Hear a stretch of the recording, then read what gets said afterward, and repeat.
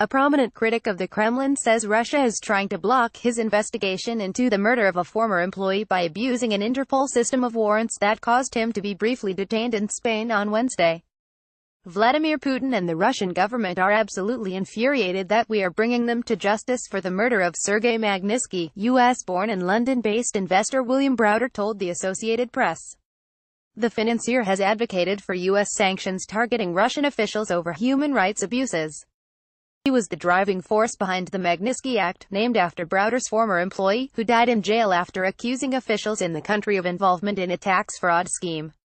Browder, head of the Hermitage Capital Investment Fund, said Spanish police took him away Wednesday when he was heading to meet with prosecutors to share evidence on property investments in Spain with funds allegedly linked to Magnitsky's murder.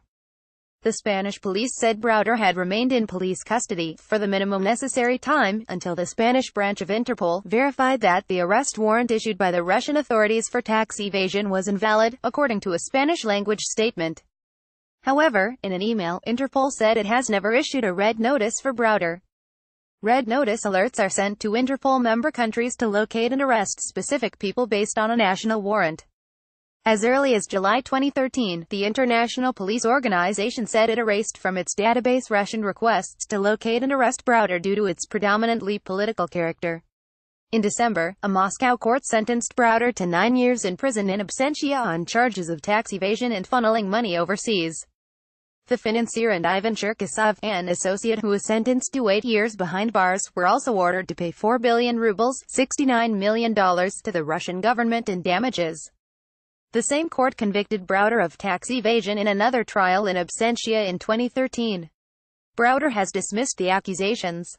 "They are using everything they can to stop me, and the abuse of the Interpol system is another example of that," Browder told the AP after meeting Spain's top anti-corruption prosecutor, José Grinda, following his release from detention. Browder said he had shared with Grinda evidence about how €30 million $35 million allegedly connected to the 2009 murder of Magnitsky had been laundered through investments in Spanish property. Grinda told AP that Browder is cooperating with the Spanish justice as a plaintiff in the investigation. Spain is among 15 countries following the money trail, the financier said.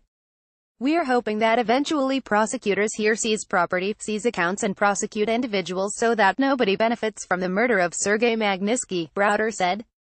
The Magnitsky Act became a sore point between the U.S. and Russia after it was signed into law by former President Barack Obama in 2012.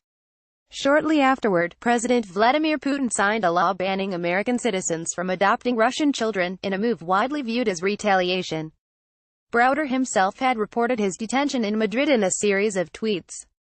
He posted a photo of himself outside a police station saying he had been released, after Interpol General Secretary Ian Lyon advised them not to honor the new Russian Interpol Red Notice. He claimed that, "This is the 6th time that Russia has abused Interpol in my case." In a post later in the evening, he showed a photograph of himself upon returning to London. "No worse for the wear," he wrote.